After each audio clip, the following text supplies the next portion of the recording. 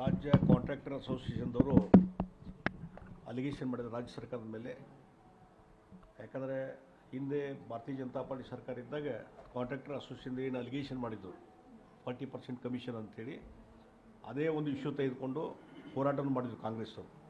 ಮತ್ತು ಚುನಾವಣೆಯಲ್ಲಿ ಜನರಿಗೆ ಭರವಸೆ ಕೊಟ್ಟರು, ಭ್ರಷ್ಟಾಚಾರ ರಹಿತವಾದಂಥ ಒಂದು ಸರ್ಕಾರವನ್ನು ಕೊಡ್ತೀವಿ ಮತ್ತು ಯಾವ ರೀತಿ ಕಾಂಟ್ರಾಕ್ಟರ್ಸ್ ತೊಂದರೆ ಆಗಿದೆ ಅದನ್ನು ಸರಿ ಮಾಡ್ತೀವಿ, ಅವ್ರ ಬಿಲ್ ಪೇಮೆಂಟ್ ಮಾಡಿಸುವಂಥದ್ದು ಯಾವುದೇ ಕಮಿಷನ್ ಇರೋದಿಲ್ಲ ಅನ್ನುವಂಥ ಭರವಸೆ ಕೊಟ್ಟು ಅಧಿಕಾರಕ್ಕೆ ಬಂದರು. ಆದರೆ ಇವತ್ತು ಕಾಂಟ್ರಾಕ್ಟರ್ಸ್ ಪರಿಸ್ಥಿತಿ ಅದೇ ಮುಂದುವರೆದದ. ಎಲ್ಲಿವರೆಗೆ ನಿನ್ನೆ ಕಾಂಟ್ರಾಕ್ಟರ್ಸ್ ಅಸೋಸಿಯೇಷನ್ದವರ ಅಧ್ಯಕ್ಷರು ಪತ್ರ ಬರೆದು ಮುಖ್ಯಮಂತ್ರಿಗೆ, ನೋಡ್ರಿ ಹಿಂದೆ BJP ಸರ್ಕಾರಕ್ಕೆ ಏನು ಕರಪ್ಷನ್ ಇತ್ತು ಅದರ ಡಬಲ್ ಇವತ್ತು ಕರಪ್ಷನ್ ಆಗಿದೆ, ಪ್ರತಿಯೊಂದಕ್ಕೂ ಸದ್ಯಕ್ಕೆ ನಾವು ಹಣ ಕೊಡಲಾರ್ದು ಯಾವುದೇ ಕೆಲಸ ಆಗ್ತಾ ಇಲ್ಲ ಅನ್ನುವಂಥದ್ದು ಇವತ್ತು ಕಾಂಟ್ರಾಕ್ಟರ್ ಅಸೋಸಿಯೇಷನ್ದವರು ಇವತ್ತು ಮುಖ್ಯಮಂತ್ರಿ ಗಮನಕ್ಕೆ ತೊಗೊಂಬಂದಿದ್ದಾರೆ, ಇಡೀ ರಾಜ್ಯದ ಜನತೆ ಗಮನಕ್ಕೆ ತೊಗೊಂಬಂದಿದ್ದಾರೆ.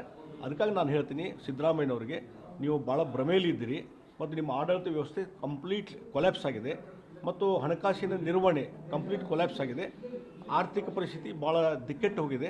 ಆ ಹಿನ್ನೆಲೆಯಲ್ಲಿ ಭ್ರಷ್ಟಾಚಾರ ಮಿತಿಮೀರಿದೆ. ಈಗ 40% ನೀವು ಅಲಿಗೇಷನ್ ಮಾಡಿದ್ವಿ, ಆ ಡಬಲ್ ಅಂದರೆ ಈಗ 80% ಆಗಿದೆ ಅಂತ ಅನ್ನಿಸ್ತದೆ. ಹೀಗಾಗಿ ಕೆಲವರು ನಮ್ಮ ಕಡೆ ಬಂದವ್ರು ಹೇಳ್ತಾರೆ, ಕೆಲವು ಕಾಂಟ್ರಾಕ್ಟರ್ಸು, ನಾವು ಹೊಸದಾಗಿ ಕೆಲಸ ಹಿಡಿತಲ್ರಿ, ನಾವೆಲ್ಲರೂ ಟೆಂಡರ್ ಹಾಕಿದರೆ ಮೊದಲು ಕಮಿಷನ್ದು ಅಡ್ವಾನ್ಸ್ ಕಮಿಷನ್ ಹಣ ನೀವು ಕೊಟ್ಟ ಮೇಲೆ ನಮಗೆ ನಿಮ್ಮ ಕೆಲಸಕ್ಕೆ ಆರ್ಡರ್ ಕೊಡ್ತೀವಿ ಅನ್ನೋ ಮಟ್ಟಿಗೆ ಸ್ಟಾರ್ಟ್ ಆಗಿದೆ. ಅದರಿಂದ ಭಾಳಷ್ಟು ಸಮಸ್ಯೆ ಆಗಿದೆ ಅನ್ನುವಂಥ ಮಾತನ್ನು ಹೇಳ್ತಾರೆ. ಯಾವುದೇ ಅಭಿವೃದ್ಧಿ ಕೆಲಸಗಾರ ಆಗ್ತಾಯಿಲ್ಲ ಮತ್ತು ಯಾವುದೇ ರೀತಿಯಂಥ